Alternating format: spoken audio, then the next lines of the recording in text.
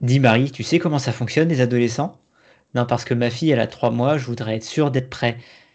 Ah, franchement, Vincent, là, j'y connais rien. Je pense qu'il faut qu'on fasse appel à un ami. Bonjour, Ou bonsoir. bienvenue sur Le Temps d'un Lapin, le podcast qui parle de la kinésithérapie, du soin et de la science. Mais pas trop longtemps, juste le temps d'un lapin. Aujourd'hui, sur le temps d'un lapin, nous recevons Emmeline, qui est kinésithérapeute en région parisienne, dans les Hauts-de-Seine, qui travaille essentiellement avec des enfants et des adolescents. Et ça va être le sujet du podcast d'aujourd'hui. Bonjour Emmeline, bonjour Marie. Bonjour. Bonjour Emeline, bonjour Vincent, bonjour tout le monde. En effet, on va parler de la douleur chez les adolescents, à qui on prête parfois certaines motivations ou non-motivations, certains besoins de sommeil complètement extravagants ou certains comportements incompréhensibles de la part des plus petits ou des plus grands. Il n'empêche que les adolescents peuvent avoir mal, qu'ils ont régulièrement mal d'ailleurs, peut-être plus que ce qu'on imagine, et que pour Emeline qui les voit au quotidien, il y a un réel problème de ce côté-là. Emeline, un problème, toi tu disais, de sous-consultation médicale. Est-ce que tu peux nous en dire un peu plus ? En fait, sur moi, les adolescents que j'ai, la tranche 10-19, qui viennent en consultation sur prescription de leur médecin bien-aimé, il se trouve qu'en fait, j'en ai quand même beaucoup que je vais interroger sur des problématiques de cheville, sur des problématiques de poignets, d'épaules, qui n'ont pas forcément de pathologie plus dangereuse que ça et qui vont en fait me parler des douleurs de dos qu'ils peuvent parfois ressentir. Je me suis intéressée un peu à ces douleurs de dos, quand est-ce qu'on les voit, qu'est-ce qu'on peut y faire. Et j'ai commencé par aller chercher un peu d'infos sur une systématique review de Campérial en 2017 qui présentait chez les 10-14 ans que la douleur, c'était le 9e problème des enfants qui déclaraient, au même titre que peuvent être la dépression, les problèmes de peau ou l'asthme, et que ce problème de douleur apparaissait à la 4e position chez les 15-19 ans. Donc je me suis un peu interrogée en me disant, j'en ai pas tant en fait qui ont mal au dos ou qui me l'expriment. Donc du coup en fait la question c'est pourquoi ils l'expriment pas. Est-ce que ça pose problème qu'ils l'expriment pas et qu'ils n'aient pas de prise en charge concernant des douleurs de dos qui peuvent être soit relativement courts sur quelques jours ou qui peuvent durer longtemps, des mois et des années. Et des fois je reçois des ados où elles ont 14 ans et ça fait 2 ans qu'elles ont mal au dos. Oui, parce que finalement, nous, on a beaucoup parlé sur le lapin de la prévalence importante des lombalgies chez des adultes. Je crois qu'on a déjà un peu parlé des facteurs de risque quand il y a des douleurs qui sont plus précoces. Mais en fait, ce que tu dis, c'est que globalement, toi, tu les vois pas pour les douleurs de dos, tu les vois plutôt pour complètement autre chose. Et qu'en fait, tu es assez surprise du nombre de jeunes qui ont intégré une douleur de dos comme étant pratiquement normale et qui en fait ont pas. Est-ce que ils n'ont pas consulté parce qu'on leur a pas posé la question, parce que ça leur paraît normal, parce qu'ils savaient pas qu'il y avait quelque chose à faire? T'as une idée un petit peu, en tout cas dans les exemples que tu cites, de d'où ça vient?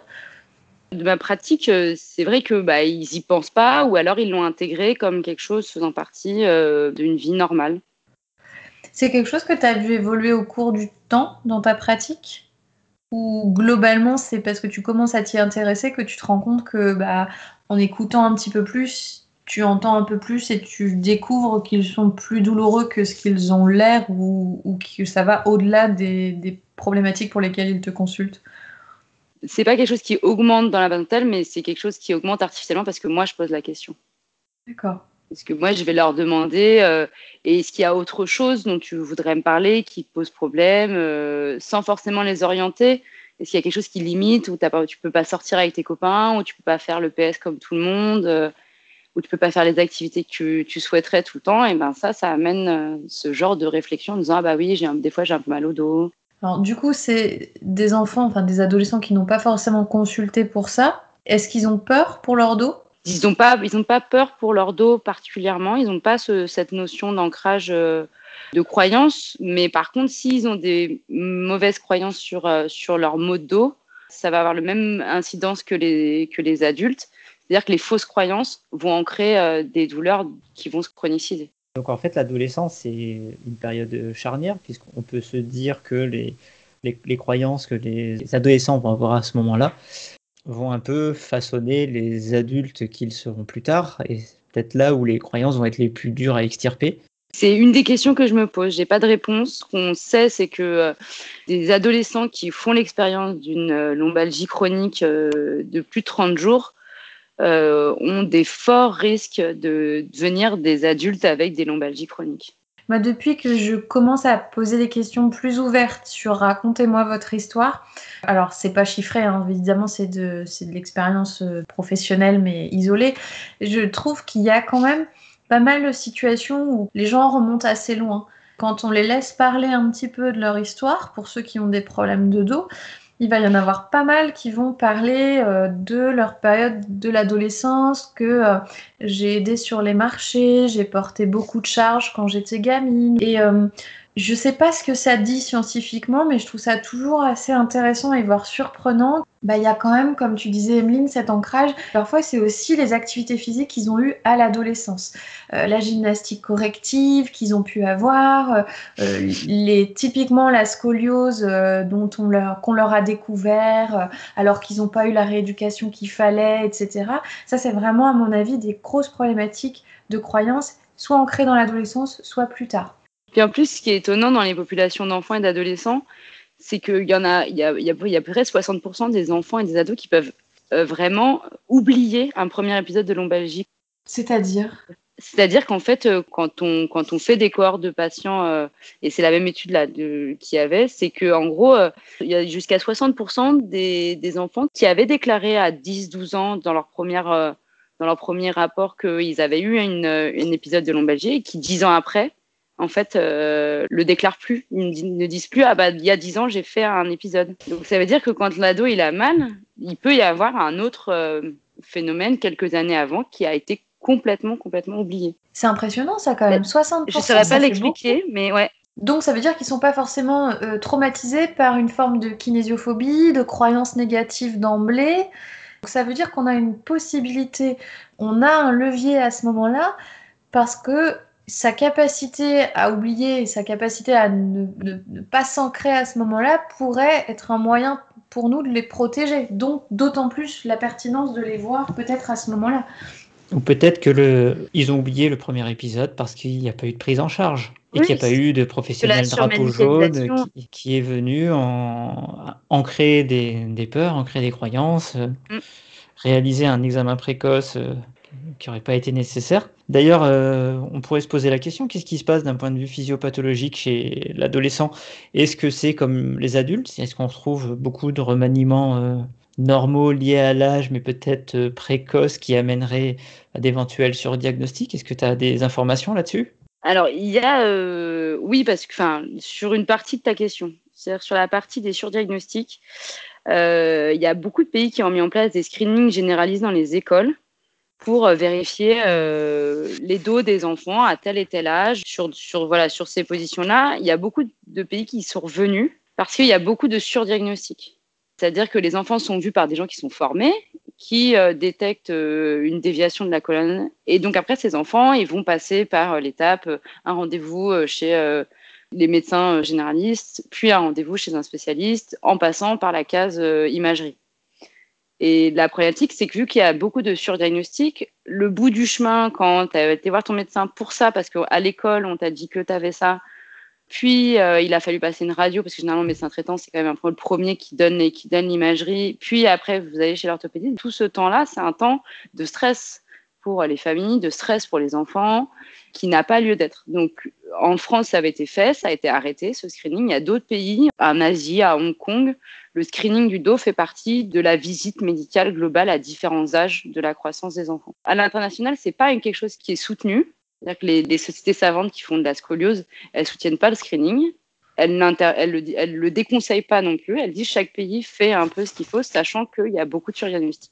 Ouais, on peut comprendre l'impact potentiellement anxiogène de ces screenings. Et puis aussi, quand tu regardes les comptes rendus des hausses, je ne sais pas s'ils sont standardisés, s'il y a une seule marque qui commercialise les hausses. Dans leur compte rendu, ils vont te marquer les différentes déviations de la colonne. Tu vas avoir un angle et puis à côté, tu as un schéma. Et le schéma correspond absolument pas du tout à l'angle, aux différents angles ou inégalités de longueur de membre inférieur qui sont mesurées, c'est complètement exacerbé. Genre un angle de Cobb à 7 degrés, tu vas avoir l'impression d'avoir une courbe qui part à 30 degrés d'un côté ou de l'autre. Ça peut être assez impressionnant pour des parents.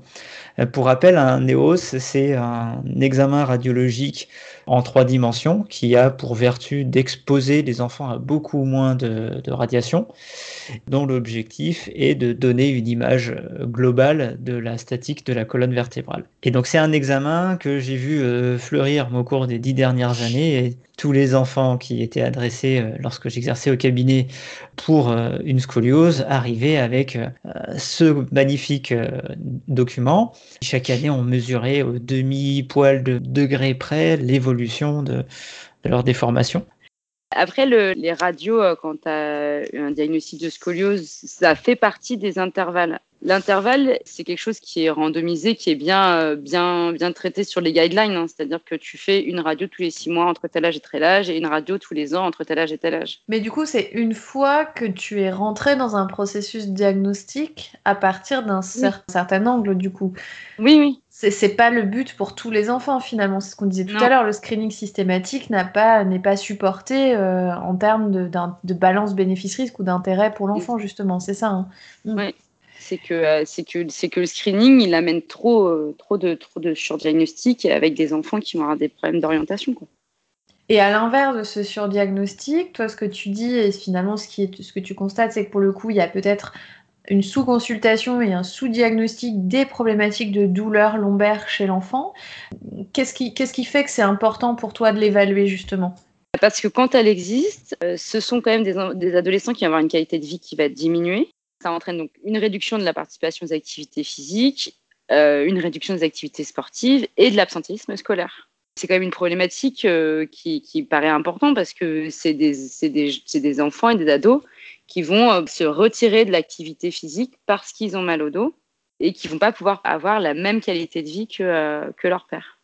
Et on peut très bien imaginer du coup une spirale de déconditionnement, douleur, déconditionnement, etc. Un cercle vicieux à la noix qui va petit à petit les priver de plus en plus de leurs activités habituelles. Puis effectivement, la perte des loisirs, quoi. Toi, tu t'es un petit peu intéressée aux origines de la douleur lombaire des adolescents ? Alors ouais, c'est un spécial pour vous. Wow. C'est Peter O'Sullivan qui nous a donc fait une belle cohorte study qu'il a appelée Rennes en 2017. Sa cohorte a fait 14-22 ans et ils leur ont posé tout un tas de questions. Et lui, il a extrait ce qui l'intéressait, c'est-à-dire les lombalgies. C'est de l'autodéclaratif sur des questionnaires. Donc, il retrouve à 14 ans 30% de jeunes filles qui déclarent avoir une lombalgie ou avoir eu. 26% de garçons, 11 qui déclarent des lombalgies de plus de 3 mois. Il faut savoir qu'à 22 ans, ils sont 45%, filles et garçons confondus, à avoir eu un épisode de mal de dos dans le mois passé. Donc, il y a une espèce de flambée entre 17 et 22 ans de déclaration. Et après, donc, il nous passe en revue un peu toutes les situations qui ont pu être écrites. Donc, dans les facteurs historiques mais non significatifs, il y avait le poids du cartable, l'endurance des muscles du dos qui n'a aucun rapport avec plus ou moins des lombalgies, les postures du rachis, c'est-à-dire je suis un peu syphosée, j'ai la position relâchée, j'ai le menton en avant, voilà. Donc tout ça c'est non significatif. Les hyperlaxités articulaires aussi, ça prévaut pas d'être à risque de lombalgie. Et il reprend donc les relations qui sont dites significatives, c'est la qualité de sommeil, le temps d'activité physique et le corollaire, c'est-à-dire le temps d'écran et le temps de position assise. Ça veut dire que du coup, dans cette étude, si tu disais 2017, pas de relation significative entre le poids du cartable, la posture de l'adolescent, l'endurance des muscles du dos, mais que par contre, comme on le dit souvent beaucoup chez l'adulte, le manque d'activité physique, les troubles du sommeil et du coup les positions sédentaires sont beaucoup plus prégnantes dans le risque de récidive. Ouais. Et du coup, il dit aussi que c'est des enfants qui vont aussi déclarer un score d'estime de soi-même qui va être moins important. Ils vont avoir moins d'estime pour eux. Ils vont avoir des scores psychométriques qui seront moins bons.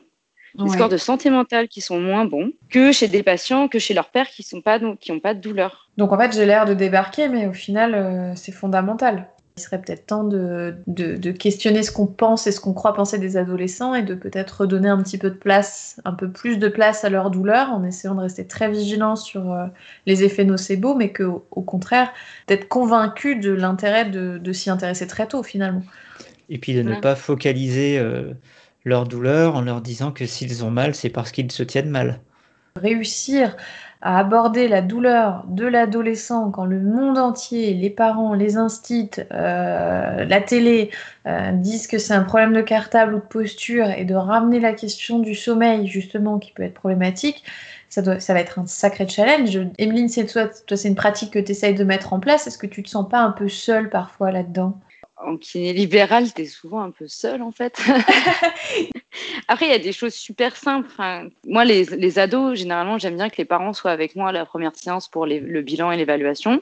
Parce que déjà, comme ça, ils voient ce qui se passe. Tout le monde est au courant de ce qui va s'organiser parce qu'en général, à la fin de la séance, je leur propose le plan de traitement, globalement, comment ça va s'organiser. Mais au moins, les parents sont là pour entendre les réponses aux questions ouvertes que je vais lancer. D'accord. Lui dire comment tu dors, quels sont tes horaires habituels, savoir s'il y a une habitude de sommeil ou pas.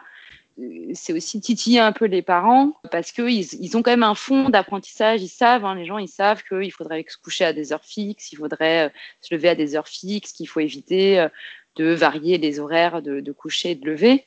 Et derrière cette question, c'est de pouvoir dire à l'adolescent, OK, je te pose la question, toi, comment tu fais ton sommeil ? Qu'est-ce que tu en penses ? Est-ce que tu penses que c'est une bonne chose ? Est-ce que tu penses que c'est pas une bonne chose ? Et du coup, de le faire émerger par l'adolescent, le fait que parfois, il peut se coucher un peu tard. Tu as toujours le regard du parent qui est juste derrière où il dit il faut que je réponde bien en tant qu'adolescent. Mais je pense qu'on arrive quand même à avoir quelque chose une vraie prise de conscience par l'ado en lui-même de c'est quoi le sommeil et pourquoi c'est important. Tu as des retours par rapport à ça, justement, de gens, comme tu dis, à qui peut-être qui ont fait de la kiné antérieurement, à qui on n'a jamais parlé du sommeil ou Pour des ados ça fait 2 ans qu'ils ont mal et que t'es tu sembles être la première à poser cette question, tu es content de l'avoir posée, quoi. Parce que si tu gagnes 2 heures de sommeil, peut-être que ce sera juste ça la clé pour que cet ado il ait moins mal au dos, quoi. Ça t'arrive régulièrement d'avoir juste en rééquilibrant le sommeil des résultats intéressants ? Non, là concrètement, moi je les vois pas assez longtemps pour que je sache si j'ai un impact positif de par le sommeil. Mais au moins j'ai fait émerger la question. Après, ça peut mettre du temps à ce que ce soit entendu, digéré et réexploité par celui qui l'entend, quoi. Il faut un peu de temps pour que c'est bouger quelque chose. Il y a une réflexion personnelle qui soit faite et une mise en action de la personne qui se dit oui, je manque de sommeil, qu'est-ce que je peux mettre en place pour le faire ou est-ce que je vais le faire ?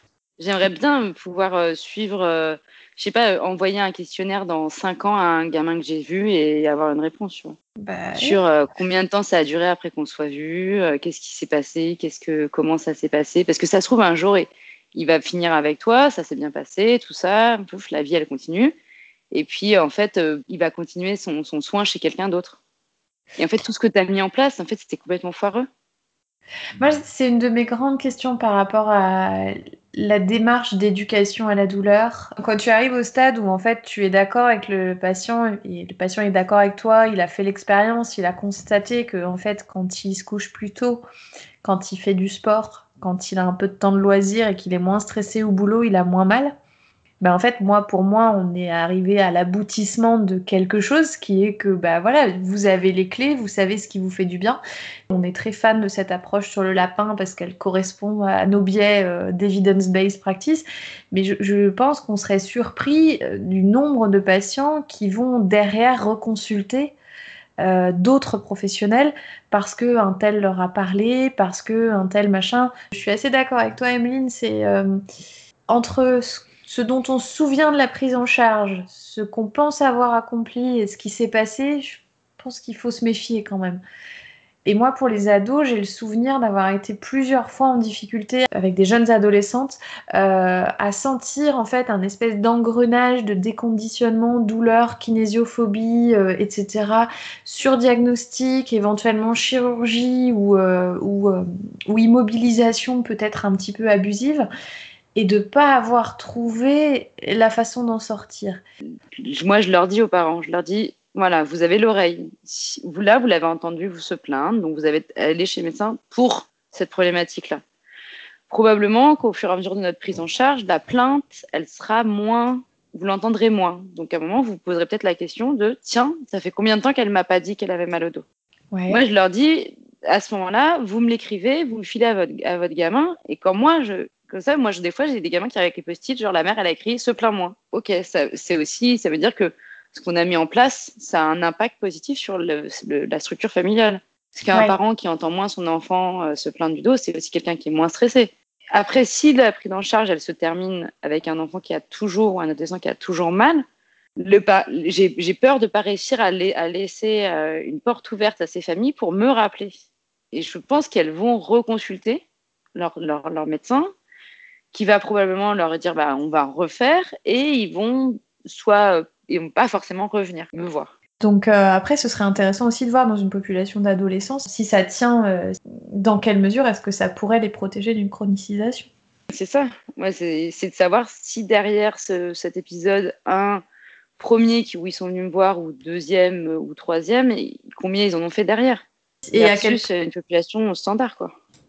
Quel est le risque de dépister, de t'accompagner, de prendre en charge et d'avoir une déviation dans la prise en charge qui va, au lieu d'aller vers ce que toi tu voulais apporter, aller vers quelque chose de très biomédical. C'est l'attitude rachitienne, c'est la façon de se tenir, c'est la posture, c'est le cartable, etc.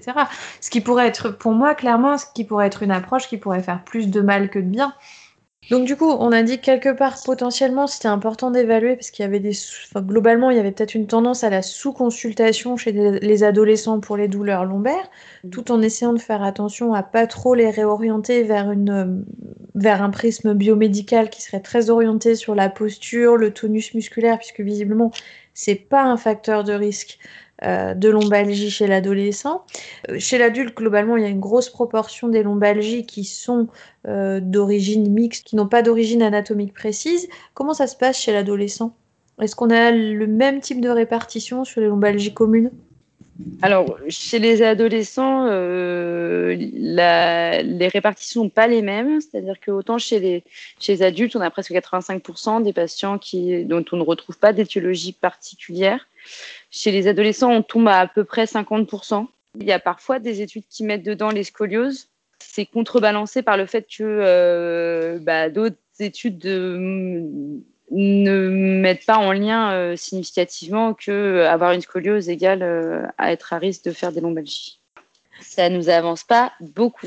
Nous, d'autant plus que les 85%, au final, c'est quand même un chiffre qui a vraiment une fiabilité relativement modérée. En gros, on a du mal à savoir d'où vient la douleur, mais qu'elle est multifactorielle dans la plupart des cas. Après, si tu dis que là, ça tombe à 50%, ça veut dire que les étiologies spécifiques qu'on voit peu chez l'adulte sont plus fréquentes chez l'enfant, c'est ça? Je ne sais pas si elles sont plus fréquentes, mais que globalement, sur les 50% à qui on trouve une cause, il y a quand même des pathologies dont on sait que c'est des pathologies qui ont tendance à se développer à l'adolescence, type Sherman. Il y a une pathologie inflammatoire au niveau du rachis qui fait une déformation avec une syphose thoracique qui est énorme. Et elle, on sait que c'est une pathologie qui amène des douleurs. D'accord.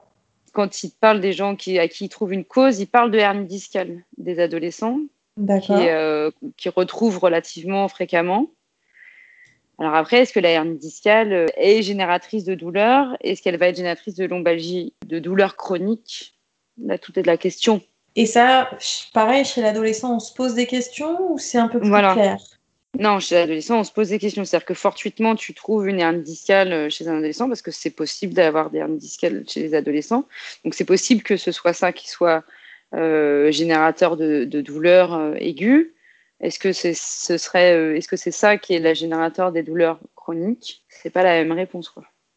Mais qu'évidemment, par contre, tu as un risque nocebo assez important derrière et où il faut vraiment rester très cohérent dans le discours et très mesuré. Et donc, du coup, globalement, on a une plus faible prévalence de la lombalgie commune chez l'adolescent avec une plus forte représentation de pathologies spécifiques. Donc, comme tu dis, Scheuermann, donc maladie inflammatoire. Première spondylarthrite ankylosante aussi, ou je m'avance un peu là? Non, on parlera plutôt sur les adolescents, on sera plutôt sur des spondylodysthésies. D'accord. Donc des glissements de S1, L5 ou L5, L4. Et du coup, ça veut dire que toi, tu vas avoir des points spécifiques de surveillance chez les adolescents sur la douleur, des drapeaux rouges ou jaunes un peu plus spécifiques à l'adolescent par rapport à l'adulte? Ouais, sur les adolescents, c'est bien décrit sur les Ouais. douleurs des adolescents. Alors, bon, si on parle des ados, on enlève le fait qu'ils aient une douleur très importante en deçà de 5 ans, mais ça va être une durée supérieure à 4 semaines, Ouais. des raideurs matinales, des blocages. Après, on passe sur tous les trucs fièvre, perte de poids, malaise, déboîterie de l'altération de marche. Ouais. Et après, ça va être après, ça sera du signe neuro, des pertes de réflexes, des troubles neuroproprioceptifs profonds, des Romberg qui deviennent positifs. Et après, effectivement, s'il y a eu des forts changements, enfin, après, c'est vraiment les drapeaux rouges, mais si le gamin, si l'ado, tu l'as connu et d'un seul coup, il s'effondre vers l'avant, c'est bien qu'il y a un truc plus gravissime que juste une raideur du rachis thoracique. Et le risque, c'est de s'enfermer dans un modèle postural, alors qu'il y a cette pathologie sérieuse à traiter derrière. Tout comme le risque, c'est de s'enfermer dans une posture rassurante c'est de la lombalgie commune et ça va passer et on s'occupe des facteurs psychosociaux quand il y a des signes comme celui-là. Oui, aussi. Ça peut marcher dans les deux sens, malheureusement. Après, les drapeaux jaunes, comme on avait dit tout à l'heure, comme on a pu le dire, c'est le temps d'écran et le temps assis. C'est-à-dire que sur Peter O'Sullivan, il ressort dans son truc en 2017. Il dit le temps que tu déclares à 14 ans, le temps qu'il déclare de temps d'écran, temps assis, est corrélé avec le risque de lombalgie à 17 ans. Mais il précise pas combien ils ont déclaré. Enfin, c'est quoi les bornes, quoi. En termes de temps ou en termes d'âge? Ouais, en termes de temps. Non, il dit bien ce que vous avez déclaré à 14 ans, c'est prédictif de douleur à 17 ans. D'accord. Mais on n'a pas les normes de bornes. De dire c'est plus de 60 heures, plus de 50 heures, plus de 40 heures. Tu en penses quoi, toi, méthodologiquement, de cette étude? Alors là, c'était une cohorte sur lequel il est venu chercher. Et lui, sur l'article en lui-même, il reliste tout, on va dire, les facteurs historiques qui n'ont pas de relation et il liste les facteurs qui sont significatifs en orientant dans sa conclusion, en disant que les exercices et la thérapie cognitive fonctionnelle peuvent être une solution pour limiter le risque de passation de la lombalgie d'ado à une lombalgie d'adulte. Emeline, est-ce que tu as quelque chose que tu voudrais ajouter?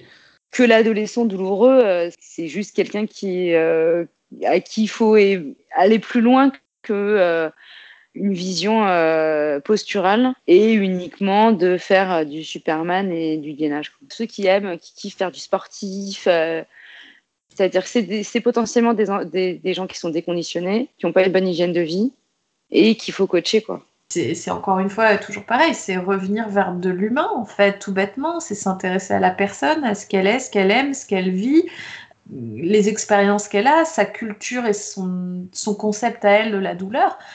Et de dire, ok, non, c'est pas normal d'avoir mal depuis 2 ans quand on est adolescent.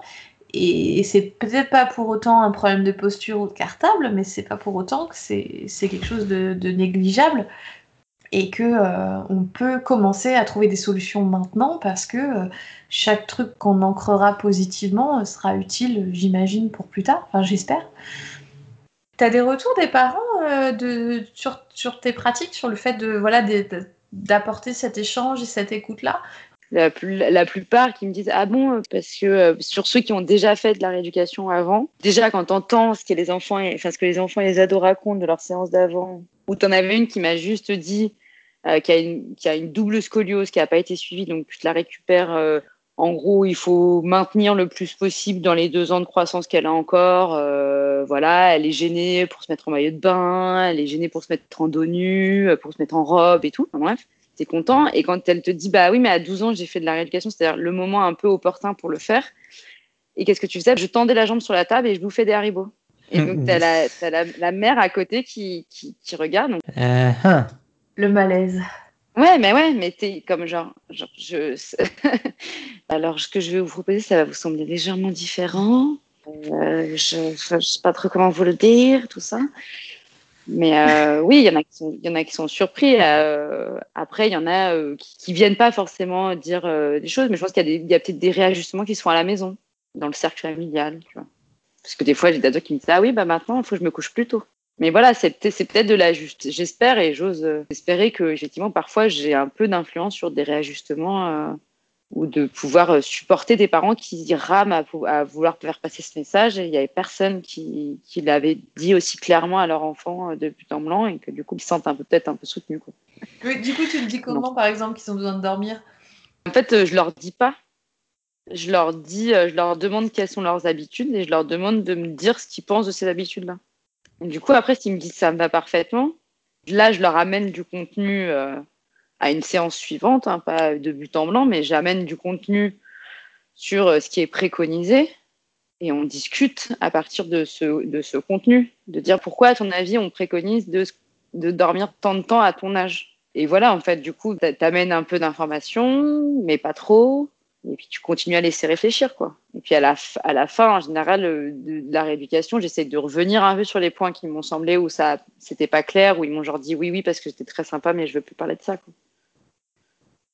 Dis Vincent, tu te sens alors maintenant prêt pour dans 12 ans? On en reparle dans 12 ans. Bon, en tout cas, merci de nous avoir suivis et on vous dit à très bientôt Sur le temps d'un lapin.